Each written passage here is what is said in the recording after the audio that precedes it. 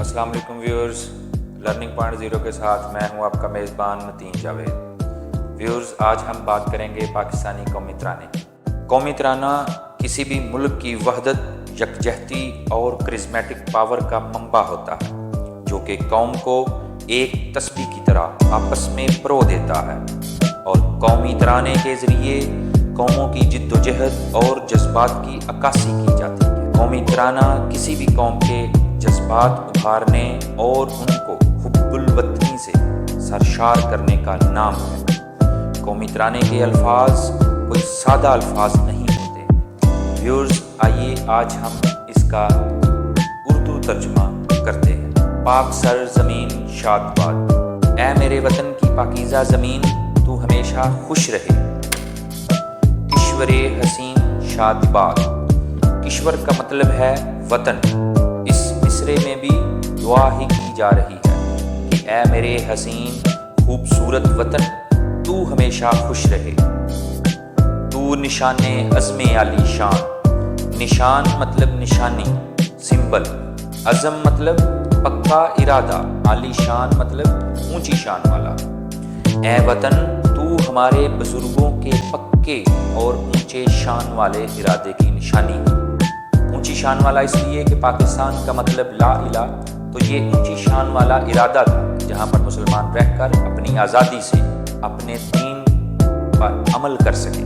मरकज़े यकीन शादबाद, हमारे ईमान और यकीन का मरकज़ हमेशा खुश रहे। पाक सरज़मीन का निज़ाम, कुव्वते अखुव्वते अमाम। पाक सरज़मीन मतलब पाकिस्तान की ये जो ज़मीन है और इसका जो निज़ाम है। कुव्वत का मतलब है ताकत और अखुव्वत का मतलब है भाईचारा।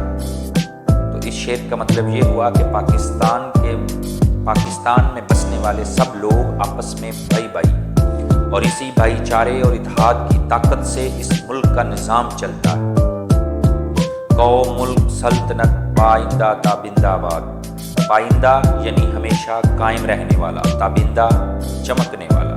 इस शेर का मतलब है हमारी कौम, हमारा मुल्क और हमारी सल्तनत हमेशा कायम रहे और चमकती रहे। शादबाद मंजिले मुराद, हमारी उम्मीदों, शादबाद वही हमेशा खुश रहे।